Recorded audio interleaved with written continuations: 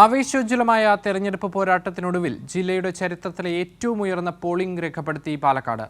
ഏറ്റവും അവസാനത്തെ ഔദ്യോഗിക കണക്കുകൾ പ്രകാരം 80.54% പോളിംഗാണ് രേഖപ്പെടുത്തിയത്.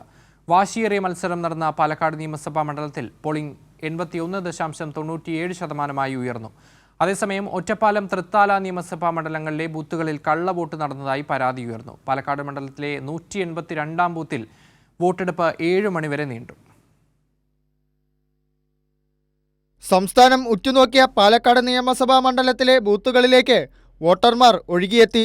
2021 നിയമസഭാ തെരഞ്ഞെടുപ്പിലും 2024 ഉപതെരഞ്ഞെടുപ്പിലും ഉണ്ടായതിനേക്കാൾ പോളിംഗ് വർദ്ധിച്ച് 82.19%.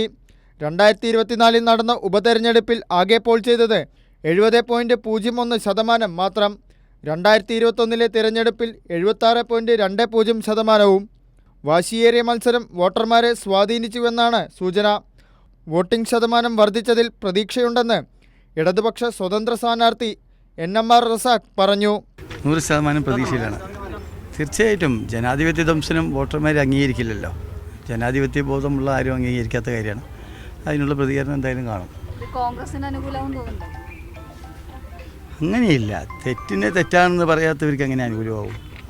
മണ്ഡലത്തിലെ 182-ാം ബൂത്തിൽ വോട്ടെടുപ്പ് മന്ദഗതിയിലാക്കിയത് വോട്ടർമാരുടെ പ്രതിഷേധത്തിന് ഇടയാക്കി. 7 മണിയോടെയാണ് വോട്ടിംഗ് പൂർത്തിയായത്.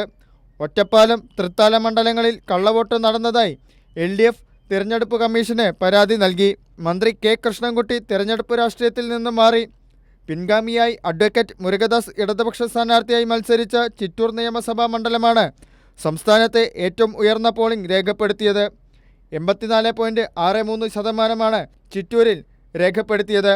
മന്ത്രി MB രാജേഷ് മത്സരിക്കുന്ന തൃത്താല മണ്ഡലത്തിൽ പോളിംഗ് 78.73%. രൂപീകൃതമായതു മുതൽ ഇടതുപക്ഷ സ്ഥാനാർത്ഥികളെ മാത്രം വിജയിപ്പിക്കുന്ന മലമ്പുഴ മണ്ഡലത്തിൽ പോളിംഗ് 81.89% ഉയർന്നു.